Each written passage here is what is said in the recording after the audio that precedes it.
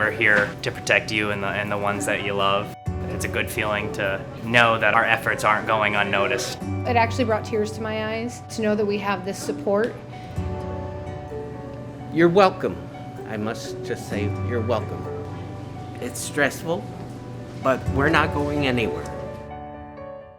Welcome to another edition of Bucknell Softball Through the Decades. Tonight we have the decade of the 2000s. We've got a great group of alums joining head coach Sarah Caffrey and one of our current student athletes, Zoe Smith. Zoe is a freshman catcher from Pickerington, Ohio, and we're really happy to have her on the call tonight. My name's Todd Newcomb, and I want to thank Geisinger as our sponsor for tonight's event. Geisinger has done a great job throughout the pandemic and helping the surrounding community here in the Lewisburg area.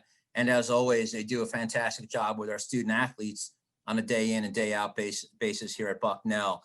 Before I turn it over to Coach Caffrey, I'm going to introduce our guest, and let me do that with our first guest from the class of 2004. That's Angie Stackhouse. And then for purposes of you viewing at home, I'm going to use maiden names so that you can recognize these individuals from their playing days at Bucknell. So Angie Stackhouse, class of 2004, four-year letter winner and team captain in 2004 for the Bison.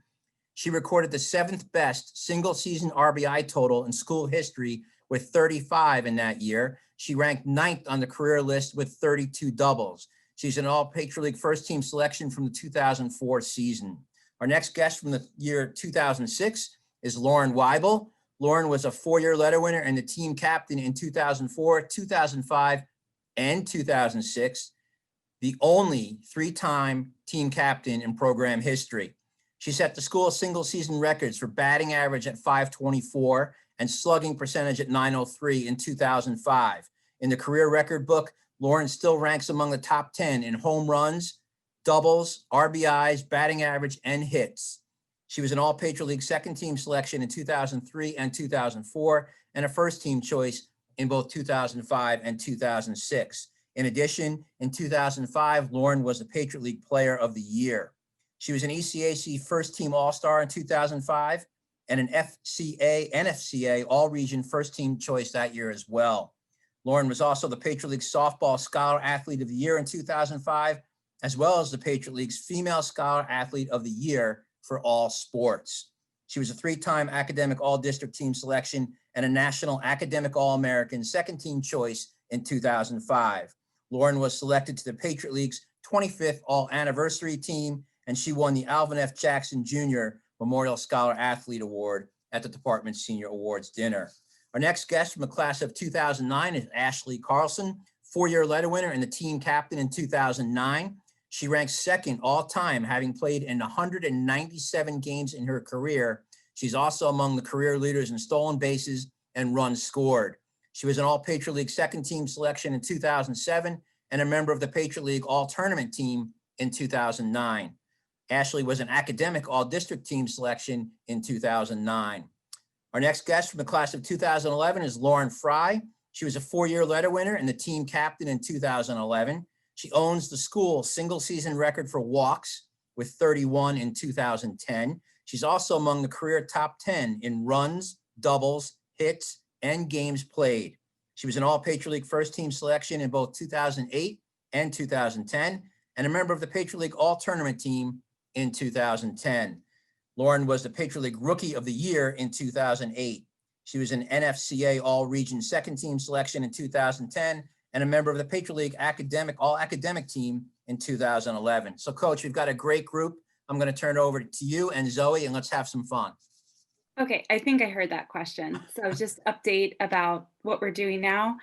So I live in York, Pennsylvania, and I have a husband, and we just celebrated our 11th year of marriage, and a 6.5-year-old little son named Charlie.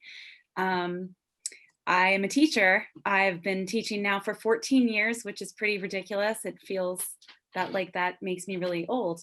So I have been teaching high school. I do high school English and AP. And I also spent about 10 years in middle school, 7th grade English. So that's where I am now. Awesome. Ashley Carlson, you're up next. All right. I live in Langhorne, Pennsylvania, and I am also a teacher. I'm entering my 12th year as a teacher. I teach middle school science currently, and I also recently earned my master's degree in higher education administration from Northeastern University. I guess Lauren Frye, you're up next. I was gonna say, do we lose Coach? She's gonna log back in so we can get her audio squared away. Cool. Before I go, Zoe, I am so jealous of you. You're gonna have the best time. I can't wait to talk about that. But I guess I'll talk about myself. Hi, I'm Lauren. I live in New York City with my husband, who actually played baseball at Bucknell. We got married 3 years ago, and we have a little You were a better dog. player than he was. Please, please, please make sure you tell him that. I tell him it every day, and for some reason, it doesn't get through. But we live in New York City. We've got a little dog named Bucky, who is orange, and we couldn't help ourselves. Yeah, it's that bad.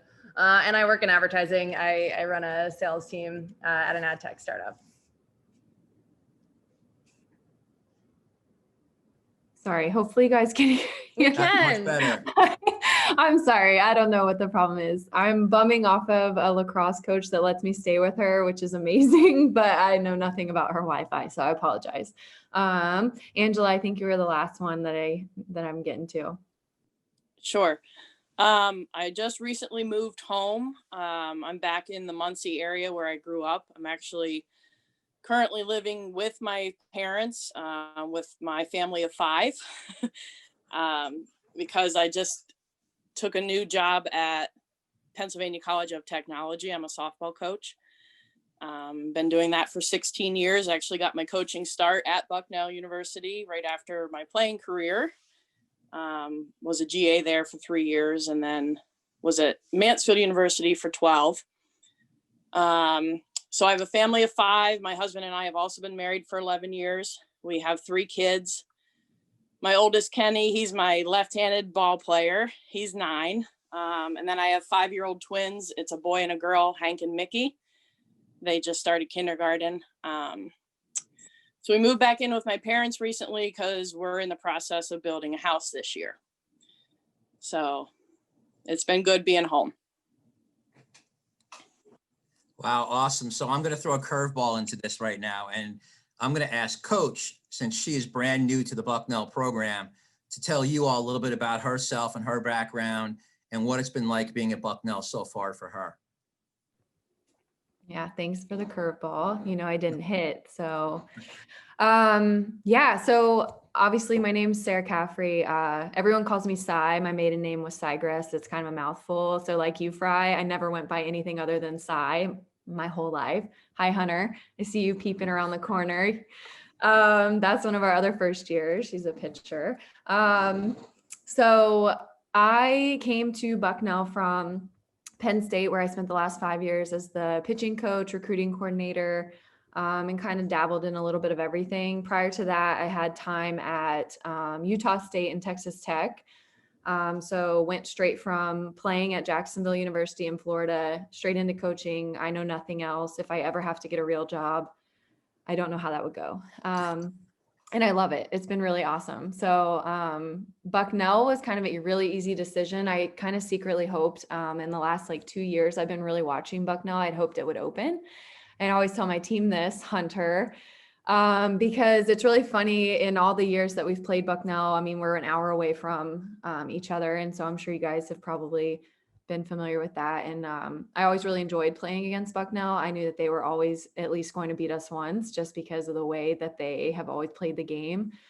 And a fun fact about it is in the visitor dugout, I don't know if this is how it was when you guys were here, but there's a dry erase board right now.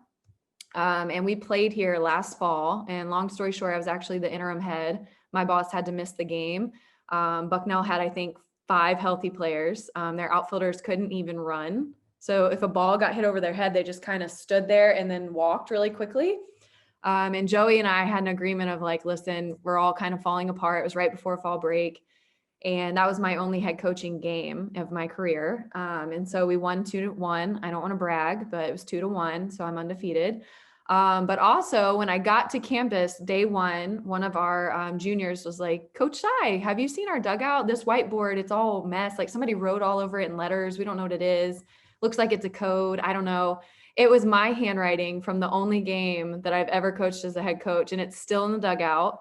It's initials because that's how I write the lineup. And it's just kind of funny just to think like big picture. I'm now here as a head coach, but that's the only game I coached as a head coach was at Bucknell. So kind of funny. But personally, I am married. I have a husband. He works, he wants to be the next Todd and do what he does. So it's actually kind of funny. He's at Penn State. He's a loyal Penn Stater. He went there.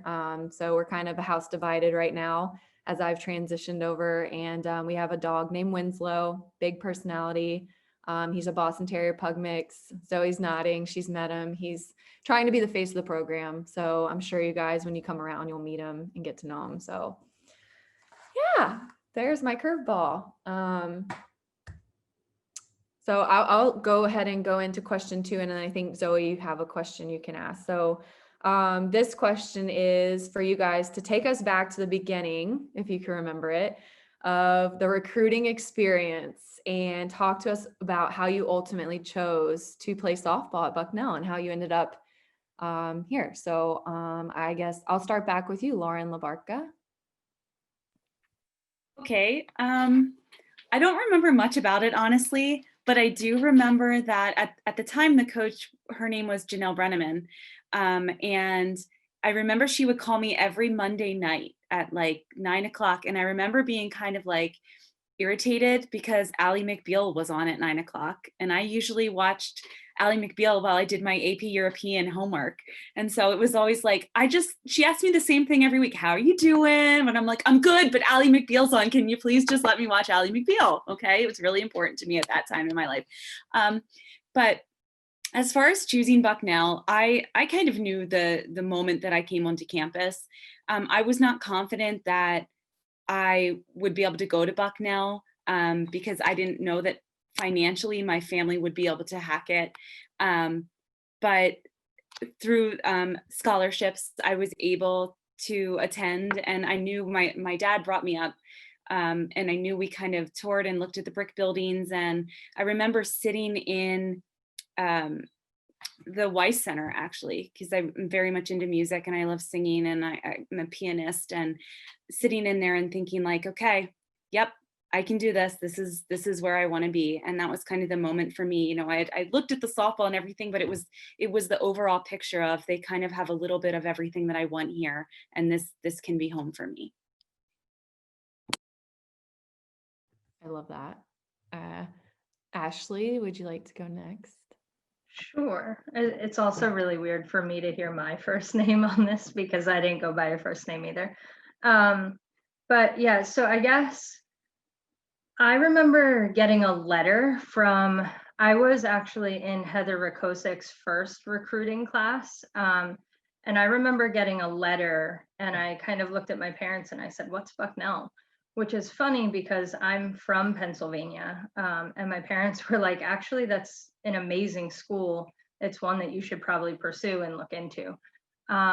So I then remember that coach invited me to come watch a game in the fall so that I could kind of see what the program was about. But I was also a cheerleader of 12 years, and I was a varsity cheerleader in high school. So my fall schedule was kind of crazy because I had Friday night football games and Saturday day games and all kinds of stuff going on. And I remember the only weekend that I could make it, Bucknell was playing at Bloomsburg, which was funny because they were also trying to recruit me. And I had just told their coach maybe like the week before that they were not one of my top schools. And then I showed up to watch them play for Bucknell. So that was a little uncomfortable. But what I remember the most about my recruiting experience is that my best friend still today, who I played with for 4 years next to each other in the outfield, Ashley Beans, was at the same exact fall game watching them play. And we had met each other prior at like an individual recruiting clinic kind of in the town near me. we ended up, out of like hundreds of girls who were there, being partnered on a tee together. Our names are Ashley, and we kind of just randomly met. And then we both showed up at this game at Bloomsburg at the same time. And we ended up being roommates for 3 of our 4 years and playing together, and are still best friends. So that part of the recruiting experience was kind of like a strange coincidence for me. But I think, like Weibel said, it was just the moment I came for my official visit and saw the campus, I just fell in love with Bucknell in general. So Love that. Angela. Okay, so mine was a long time ago. I was actually in Terry Grebe's last recruiting class. So if that tells you how long ago it was. I played for a local team out of Williamsport, Pennsylvania called the Silver Bullets. And I remember Grebe calling my travel coach, letting him know that she was coming to watch me play. They had seen us play, I don't know, somewhere along the way that summer. And my travel coach made the mistake of telling me that the Bucknell coach was coming to watch. So naturally, I had the absolute worst game of my career because I knew she was coming to see me play. But the good news is she called my house a few days later, and I remember hearing her talking to my dad and her just explaining that, you know, she wanted me to come and I would get an opportunity to step into the catching role pretty early in my career and to come for a campus visit. So I did. And I remember I stayed with Meredith Gill. She was my host, and I'm still very close to her this day. And I took several visits. But like everybody else said, how can you not choose Bucknell? It's such a beautiful place, and you know it's got such great resources. So I'll be completely honest, I was mostly making my decision based on softball. I wanted to play at the Division I level. Obviously, softball is something I knew at that point I wanted to do for life. That's why I'm still coaching. So it was an easy decision. I wanted to play D1, and what better education can you get? So. And you got a little bit of Terry Grebe, who is just the best.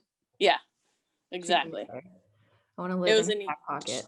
She made an easy sell for me. Oh yeah, she's amazing. I love that. Frye, you're up. All right. So my senior year, when I was in like the thick of recruiting, my senior year of fall, I guess back before they recruited out of like 8th grade or whenever you guys get recruited now, it's crazy. I was at Bucknell was my number one choice. I was kind of going back and forth between a couple schools, and I was down at a tournament in Florida, Rising Stars. I don't know if they still do that. And the genius that I am, I slid into second. I went to go break up double play, and instead of going cleats up, I wrapped my leg around the shortstop and shattered my leg in half. And Rakosik, who is the coach, was at the game. And, you know, I'm on the ground and I think I broke something. I don't really know what I was thinking. And I remember my dad telling me this when I got into the ambulance, and first thought was Rakosik was at this game and now I'm never going to get recruited. She saw me shatter my leg. She's never going to call me. And devastated, thinking I'm never going to college. My entire life is over. College is now off the table, broken leg, done. And actually that night, I think it was that night or the other day, but I was on a lot of painkillers at that point. Rakosik called me and she said, I was at the game, made sure I was okay. And that day, after she saw me break my leg in half, was we want you to come. Can you just commit? Let's do this. And so it was honestly, I thought she was going to have the exact opposite reaction. And it was amazing. And then I got to go on my official visit with a broken leg, which is really fun. But yeah, I was just super lucky because I knew I wanted to go to Bucknell. I fell in love with the place on my unofficial. My dad will definitely recall me begging and pleading. And it was just such a fortunate experience that she still wanted me after she saw damaged goods. And obviously I have so much to thank for it now. That's awesome. Wow. That's such a meaningful thing though. You break your leg and then she's like, do you still want to come here? That's pretty cool. Yeah. Zoe, I think you're up now. All right. So, what advice would you give me or any of the other players that are in our program today about the college softball experience at Bucknell? And I guess we'll keep the same order. Lauren L. Lauren L. I feel like first I grade. don't want to butcher your last name. No, I get it. It's funny. All these people know me as Weibs or Weibel, but I mean, it's just funny. Even, as we all are, we probably have never gone by our first names our entire lives, and no matter what we're doing, it's just the softball player edict or something. So what advice do I have from you or for you? I mean, I would say that you need to look at your teammates like they are family and take them for the good and the bad. At some point, it's everybody's turn to rise to the occasion, and you guys need to be there to support each other the whole time. It's all about your teammates. It's all about how you guys can, work with each other and build each other up. As you go through college and just being a freshman, you're going to see people drop out of the program. It's going to happen. And I guess I would just encourage you to remember why you're there and remember what you love about the game. And not just that, but your dedication and your responsibility to each other. And, that's it. I mean, I just think, is that intense? Your face is like, that's intense. Yeah. No, that was a really good explanation. That's it. Yeah. So, Ashley. I don't want to follow that. No, I'm just kidding. No, I mean, honestly, to echo everything there, it's when I think back about my experience at Bucknell and just playing there, really what comes to mind for me is the people that I played with, the people that were next to me. But if I could give you an additional piece of information, I would say to master the art of time management, because I think for so many people playing a Division I sport, especially at an institution where Bucknell, where they demand a lot of academic rigor from you, can be overwhelming if you don't learn, what works for you. And I think learning time management makes everything more enjoyable for you, because it allows you to really embrace and enjoy those moments where you can let go and have fun with your teammates and enjoy the entire college experience. So I think that's just a huge part of learning to be a college student, so that you can enjoy not just, getting to practice on time and getting to class on time, but really the whole picture of everything that you're doing, because it's gonna fly by and you're gonna wish that you had at least 4 more or more than that. I know, I'm already feeling that we're almost time for winter break. I'm already like, wait, it's coming too fast. So, Angela.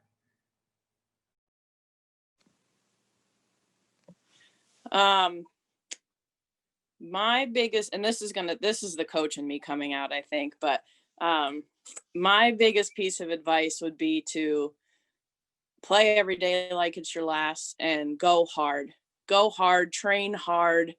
If I had to do it all over again, I'd have pushed myself so much harder, because you only get 4 years, and like Carl said, it's going to fly by. So take every workout, every 6 a.m. practice, every time you're in the weight room, and go as hard as you can go, and just see how far you can push yourself and how much you can develop. I don't know how I follow 2 teachers and a coach. Honestly, I work in advertising. Who am I to give advice here, Zoe? It's your pitch. All right, I'll give you my pitch. Because Zoe, honestly, I think about this a fair amount. My best friend Sam, I played softball with at Bucknell, and we talk about it a lot, because we're talking about our day-to-day and like all the things that we would go back and tell ourselves at that time. but I want to think of something that I actually feel like is transferable, because there's a lot of like, well, whatever, you tell me that now. But I honestly, I think the biggest thing, two things. One, never take for granted that you're next to your best friend at all times. You sleep with them, you live with them, you get annoyed with them, but they're there, right? So, and that is elevated by 10x with the team, right? Because it's not just that you're living with someone, you are living, breathing, and loving them, and you can get annoyed, but also like you don't get that, right? You don't get the same, like Sam lives in Hoboken, and I don't see her as much. So I think that that's a huge thing. I could not have ever said that I took my teammates for granted, but even more so. And then I think the second part is like everything that you're doing day to day, while it might not feel like it, is wildly transferable to the real world. And so if you're thinking about like running at practice or something like this, like how does this actually equate and why am I doing this? You're doing it, yes, of course, for all the people around you.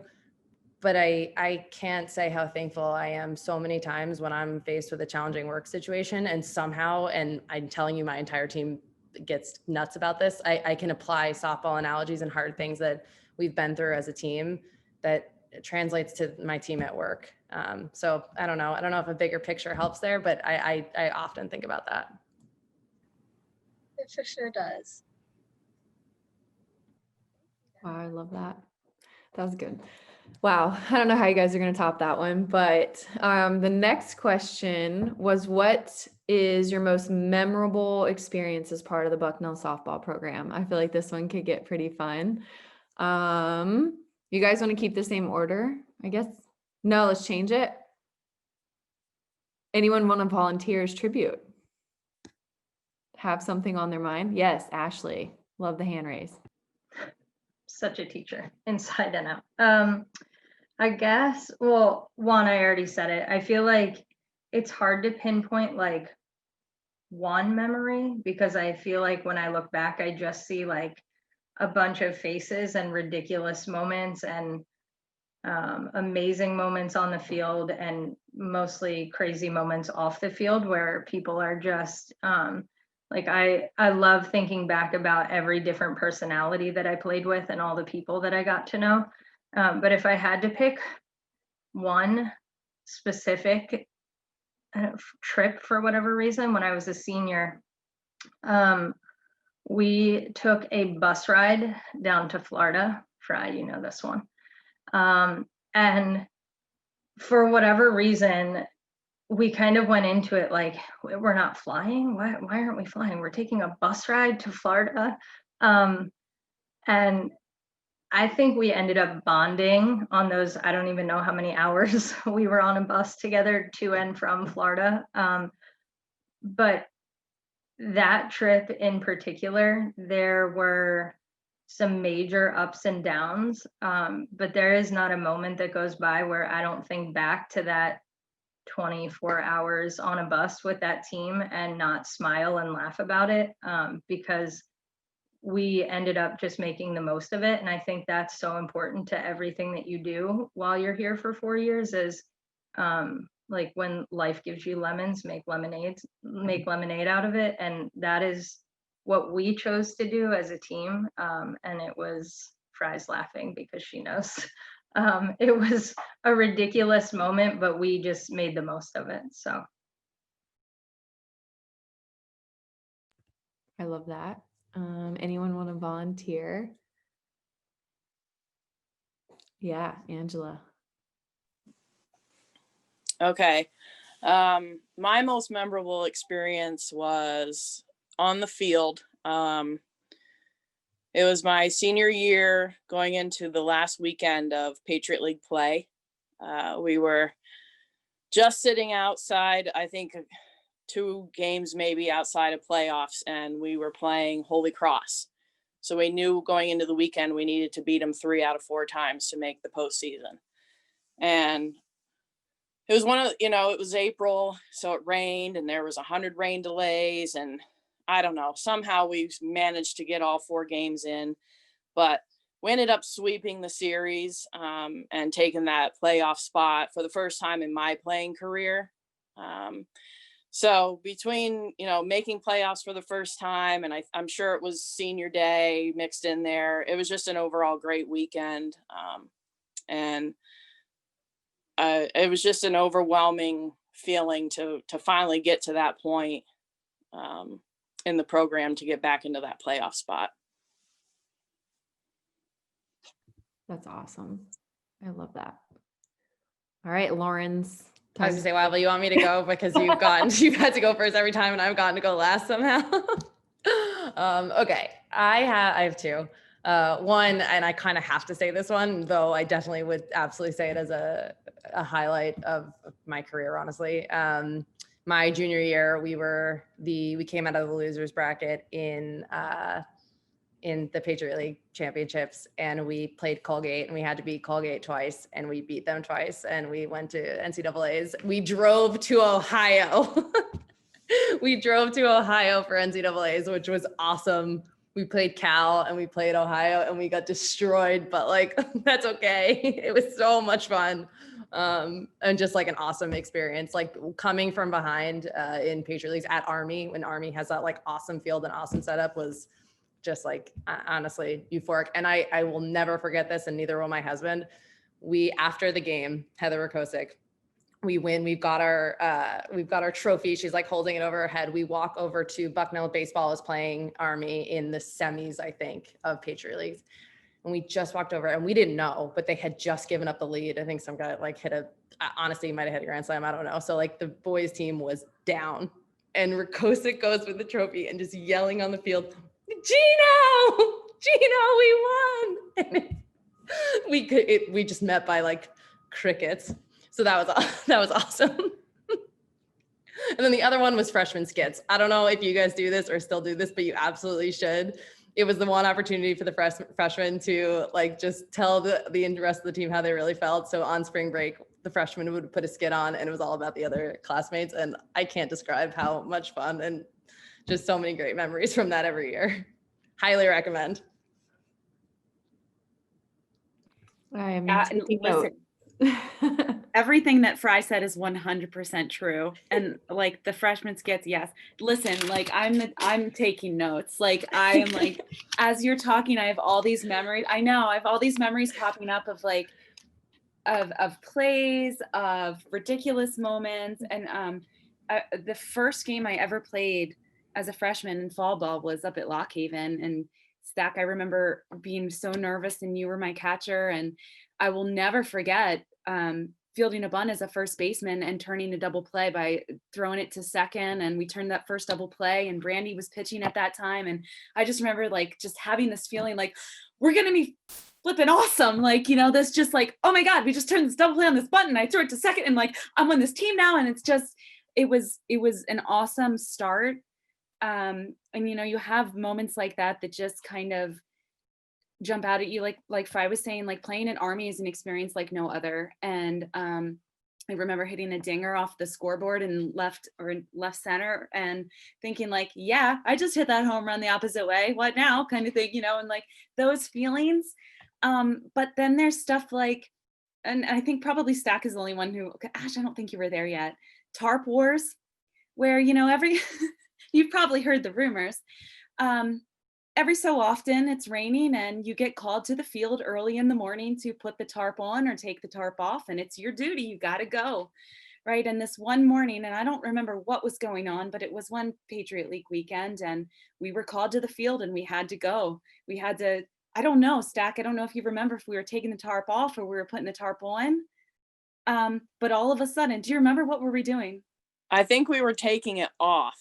I think it was already on. I think it was like actually, I don't think it was the morning. I think it was like a midday, whoever's available right now. Come. Oh, get here now kind of thing. Yes. Yeah. Yeah. And so we're there. And so we were understaffed, right? And this was the problem, but it was still very gusty. And all of a sudden the tarp just took off in the wind and pinned us against the fence in the outfield. I mean, the whole team is just there looking at each other and side to side. The tarp had us absolutely pinned to the outfield fence.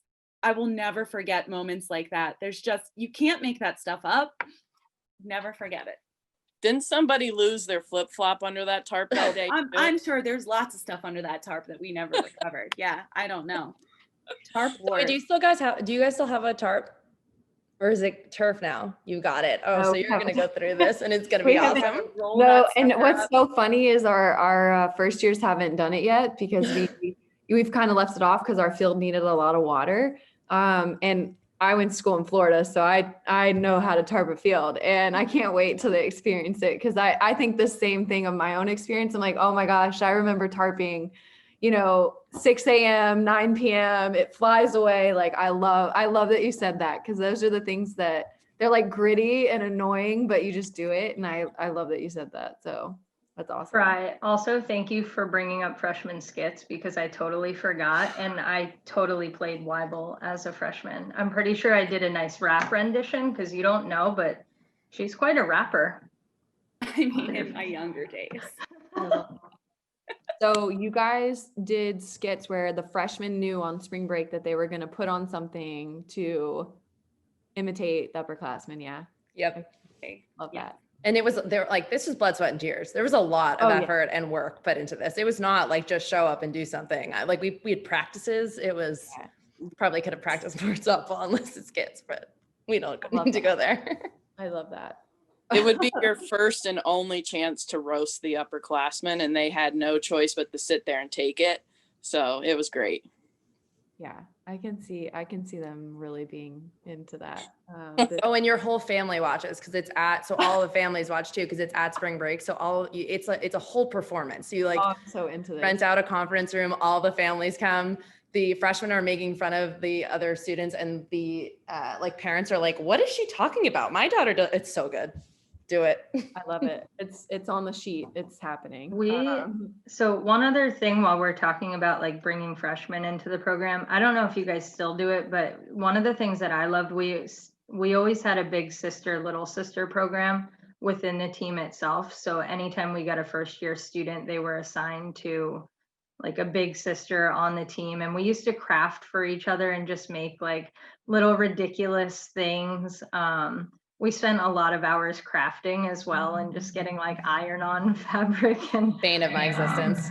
I forgot all about that. And Ashley's my little sister, so I am actually, yeah. We're related, yeah.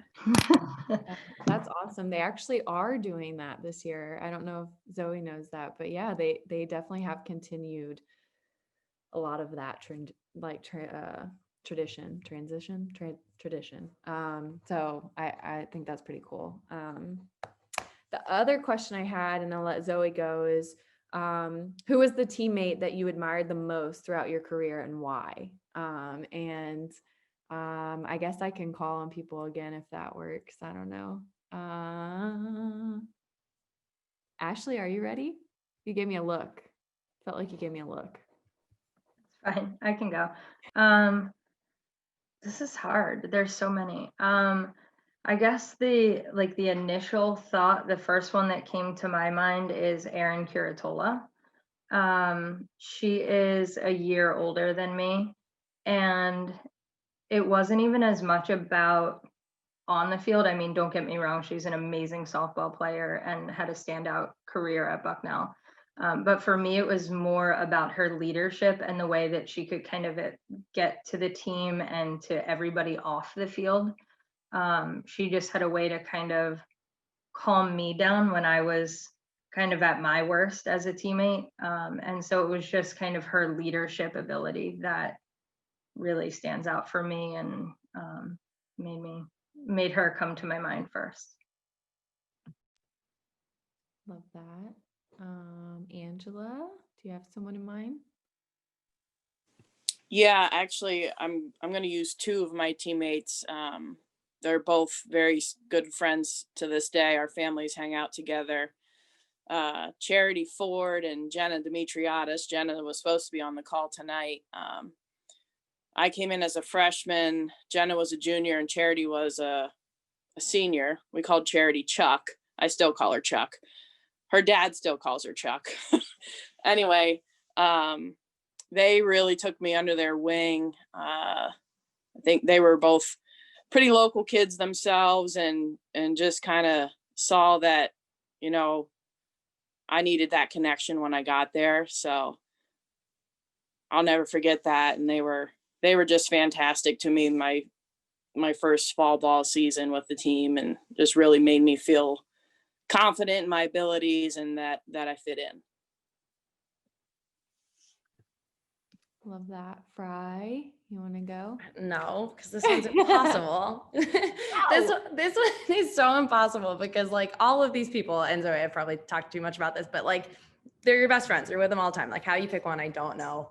And again, you're gonna hear how obsessed I am with this girl. My best friend Sam, where I admired her most on the field is Sam and I played the same position coming out of high school, and we played the same position all through college. And while Sam maybe didn't get as much playing time throughout the 4 years, if you looked at our team, there was not a single time that girl wasn't standing on the fence cheering for her teammates she's a little girl, in every single ounce of her body. And that attitude, which is a really challenging one to have, right? Like it's hard. It's like let's not just make everything puppies and rainbows, as Rakosik would say. Like there are times where it's frustrating and challenging. And her attitude, she was our captain junior and senior year. And her attitude, despite kind of the challenges on the field, was something that like permeated throughout the team. And like, I guess maybe at the time I probably didn't realize how much of your attitude in a game matters. And she lifted every single person up. But it's hard because our entire team was, I obviously love all of them. That's awesome. Lauren L., as Zoe said. For me, it's like a little awkward, but for me, it's Stack, right? And on this, it's Angela. Okay, though I've never called her that in my life. Coming in as a freshman, and I kind of alluded to this when I was talking about the first play I ever made as a first baseman at Bucknell. And to me, there's no more important position on the field than a catcher who can control the game and clearly communicate to the fielders what they need to be doing. And I looked to her in that way, and I trusted her with every decision that she made. There was nothing in my head ever. Whenever she called a pitch, I knew that was the right pitch. I didn't doubt it at all. I could listen to her when she would yell like where to throw the ball for second, third, like, whatever, cut for throws from the outfield. I never had any doubt in my mind that she had control of that field. And for me, that was leadership. That was leadership.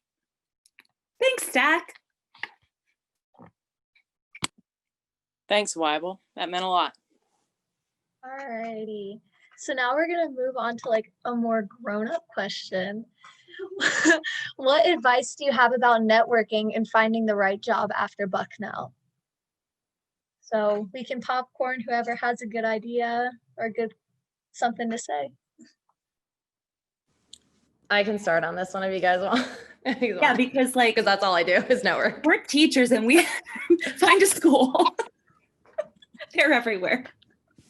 Zoe, I feel confident in this advice, and it's not the wrong advice. Have no shame, okay? Have no shame when you network. You talk about Bucknell, it's a small community. If someone says, I've literally never had a Bucknell person that I've reached out to that could have graduated 30 years ago or yesterday, where I've been like, oh, Bucknell, you went to Bucknell. They want to talk to you. They want to help you. Ask them. Just ask. Even if you don't even know what to ask them. And if you don't follow up with me after this, if you want to do anything in advertising, then we've got a problem. That's the best networking advice I can give you. No shame. Go get them. Yeah. Oh, wow. If advertising was the thing to do.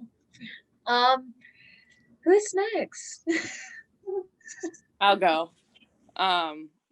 Sorry, this is my son, Hank. He's very curious. Say hi, Hank. Hi. My advice is talk to everybody, be nice to everybody, get involved, because you just never know who could help you down the road.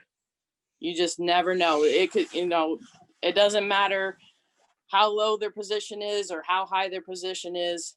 Talk to everybody, get to know people, because people remember how you treat them, and it makes it a lot easier when you want to call upon them later in life to put a good word in for you at whatever job you're applying for.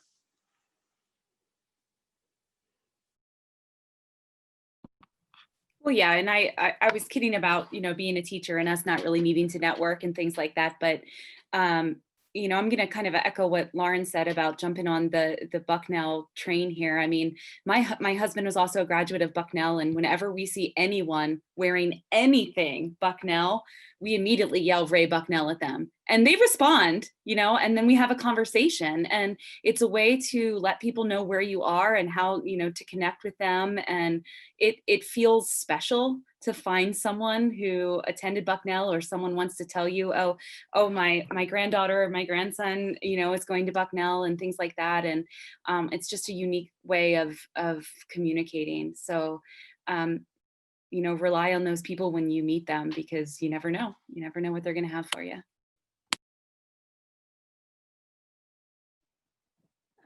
Yeah, as Weibel said, teaching is a little bit different. We don't network necessarily, but I would also say the one thing that I've learned is to get to know not just the people outside of Bucknell once you leave, but the people who are inside of the community at Bucknell as well, because those people are also willing to help you in any way.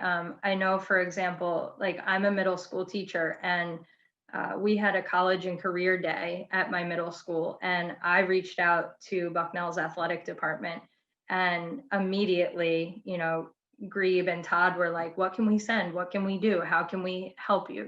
So the people within the community are amazing too. It's just, yeah, it's this amazing community that you now get to be a part of for the rest of your life. And you'll find ways to make it, to have it help you, benefit you in your future. So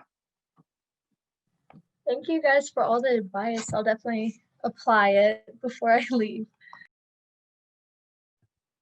Oh man. All right. So now it's time for you guys to give me some advice. And I've kind of made it into a two-part question. I asked Todd for permission before, because I felt like there's one more layer I kind of wanted to know from you guys. So the question initially is just, what advice do you have for me as a new head coach? And, anything that goes under that. And then the second part of it is just, what do you guys want from a communication standpoint in terms of being involved and being, you're still part of the program. You graduate, but it's forever. So kind of a two-parter of like, what's a good piece of advice as a coach? And then what's a great piece of advice in terms of what you guys want with your communication and kind of the upkeep of Bucknell softball. I'll let you guys just pop in when you're ready. All right, I'll go first again. I feel like these are really hard questions. Okay, advice for you. I hope this doesn't sound bad to anybody here. I think the Bucknell girls are special girls in very distinct ways. I think you have to access them intellectually and emotionally, because we're thinkers by nature. I think a lot of the people who come to Bucknell, and we are overanalyzers of a lot of things. And I think we always have to keep the why in mind. Why are we doing this? What is the end result we're looking for? Building the passion, but also, it sounds weird to say like stimulating the curiosity and the intellectual drive, but that's who a lot of these people are at Bucknell. And I think that is an important aspect of reaching them as a coach. I don't know if that makes any sense at all or not. No, I absolutely love that. Okay. As far as communication goes, I don't know. I don't know. Maybe I'll leave that one and I'll come back to that one. We definitely want to be included. I love coming to games when I can. It's complicated with life in general. But I think, I've been following on Twitter. I think it's great to have that active account. And I read the emails that come, so I would like that communication to continue, but we'll see what everybody else has to say about that one. No, that's really helpful. I can go. So I guess my advice for you is that Bucknell is kind of a feeling. I don't know if that makes any sense at this point, but Bucknell is so much more to those of us who have been there than just a sport and a school kind of put together. It's about the entire environment of the school and the entire experience that we all got to live while we were there. And I think a big piece of that, like Lauren said before me, is about kind of reaching the girls on an emotional level. You know, having played there and having coached softball at, you know, a more local level at a community college, I think that, like Lauren said, I think she really hit the nail on the head there with this group of girls are going to be emotional. They're going to be overthinkers. They're going to be overreactors. And it just has a lot to do with their intellectual drive and their want to succeed at every opportunity that they're given. The drive to not fail is there internally. And so I think that that's going to be a sticking point for you. But I don't know. The second question is tough. I follow on Instagram. So that was kind of the first thing that came to my mind. Like, I like the Instagram account because it gives me kind of like those little updates here and there. I love to see what you guys are doing just on a daily basis, as well as like the bigger picture. I know that we used to do an annual alumni game. I don't know how many people, like, I can only speak for me in saying if it was a less competitive alumni game, that I think, you know, like there were years, I know Todd's laughing, but there were years that we would come and it was like so intense on the other side of things. Like, you know, at one point we showed up and a coach like wanted us to stretch and like warm up with the team. And that was a little bit overwhelming for us. So I think just trying to bring us back to be active, but more laid back kind of feel type of events would probably be the better of the events. Though on the other side, and Rack, I respect the hell out of her doing this. Remember, she treated the alumni game like a game because they were only limited amount of games in the fall. You will win this game. Yeah. You will win this game. So Do that. she's like, we only get a limited amount of games and this is a game, so you're gonna play. And like we played. Oh man, it was. Sarah, that's not the intent of an alumni game. One year we did the Chicago softball though, that like the big softball. That was different. But this is really great feedback, honestly, because it should be what you guys want. An alumni weekend is for you. It's not for my team. Like, they're here. They can take it serious, but you guys should be able to do whatever you want. So I love that. That's amazing feedback. No, but then we just get smoked by them and then I'm mad. So I don't know if you can win. And then you want to compete because you're mad. No, I get it. And then you hurt yourself. Yeah. Really hurt yourself.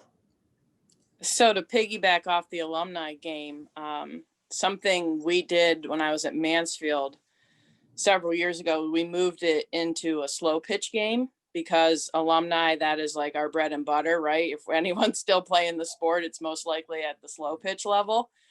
And we started getting such a great turnout because that is a game the alumni can come back and beat the current team at. Who doesn't want to do that? Who doesn't want to put one over the fence because you're playing slow pitch? I mean, it's a great event. So that's something to consider. Our former athletic director there was a lifetime slow pitch player and he pitched. So he would come in and pitch to the current team and throw ridiculous arcs so they couldn't hit it. And then of course we would handpick our pitchers, somebody that would just, put it right in there for us. So it was a good time. So I would definitely come back and play some slow pitch if I wasn't on the field myself.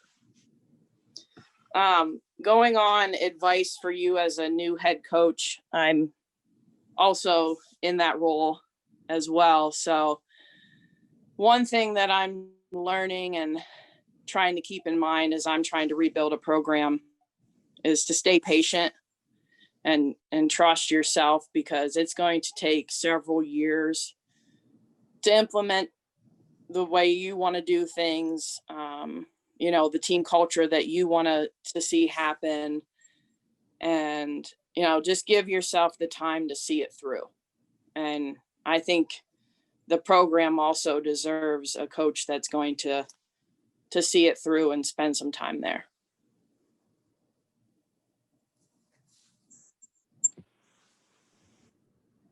Yeah, I don't have any coaching advice because I don't think I'm your girl for that. But what I guess to that end, like the alumni, so I'll speak from the alumni's perspective, there's definitely been a fair amount of turnover with the head softball coach. And so I don't think that we've had a ton of continuity in terms of our communication with the coaches. So I think we probably could selfishly benefit from that continuity. Obviously the girls are far more important in that, but I'm sure that they're also to a much more and magnified degree feeling that. So I will not give coaching advice. I'll stick to like the communication advice. So I think I 100% follow everyone on Instagram. Whoever is doing that account, is it one of the girls? No, it's actually, it's our assistant coach right now who posts a lot of it. And then most of the videos actually come from our student manager. Oh, I love it. Yeah. It makes you feel like, oh yeah, remember that 6 If you know what they're doing. Yeah, exactly. So I think that that's great. I think it's probably just continuity in communication with us. I'd love for us to bring back some notion of the alumni game and getting everyone together, because I think it could foster an environment of all of the generations being closer together, especially because, even people that you don't talk to for a long time, you see them on the softball field and it's like you saw them yesterday, and it goes a long way, I think, with the emotion, like Ash and Lauren said, we have an emotional attachment to the school, and when we come back we get to feel that, and that's not something that we should all take for granted. Practically speaking, I would love to do something where we had like maybe a closer connection with the girls and helping them with networking and things like that. I know that Bucknell obviously has programs for just student athletes as a whole. In career paths, this is now more me speaking as a student. I would have loved that connection, like more of a structured connection with the Bucknell graduates, because I was one of those people that had no idea what they wanted to be when they grew up. And I think like just having some more structure around talking to women in the program about their experiences and what they're doing now to facilitate that networking. Sarah, I know that that's not your full-time job, and I know that you're probably taking on a lot, but I think that there could be a special connection there too. No, I actually totally agree. I think that was what I thought was so special. I didn't have that either as a player, so I was one of those ones that was like, what am I actually going to be doing? And I got really, really lucky to get to do this for a living, but I totally agree. I think it would be super helpful.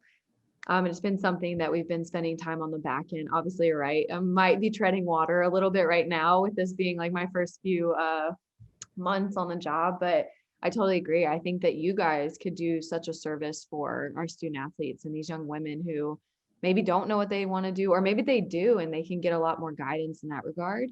And I truly love that you guys are like, no, we want some continuity. We want someone who wants to stay. And I could have said this in my spiel about myself, but I think it's about you guys tonight. But I do want to be here. This is a place that, my husband's from the Pocono area. I grew up in the South, but it is like so far gone. I don't even remember it, right? Like this is where I want to be. This is where I want to start my family. I love that you said Bucknell's a feeling, because I didn't go here, but I tell the girls all the time, like the fall in Bucknell just reminds me of like just really good times. Like I just remember playing at Bucknell. I've loved the campus since day one. I love the field. I love the trees in the background. Every day they're like, oh my God, Coach Sy, we get it. You like the trees, like go away. But I do kind of understand that feeling, not as a student, but just as someone who's there. So I really appreciate you guys giving feedback, and I'm so grateful to be a part of this call. This has been really good for me. I have pages of notes, like loved it.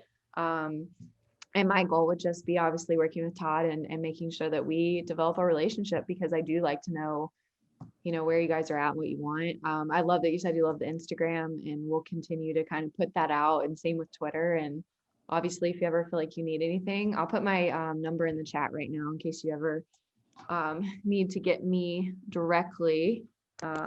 I will respond. And then, yeah, I'll turn it over to Todd. Thanks, Coach. Well, first, let me turn my attention to Zoe. And thank you again, Zoe, for being on the call tonight. I wish you the best of luck with the rest of the semester, and we are all keeping our fingers crossed that come this spring, you're out at Becker Field playing competitive games in the Patriot League, and we wish the best for you in that case, and that's what we're hoping for. And then, ladies, thanks so much for making this work. Thank you for what you all did while you were members of the program here at Bucknell.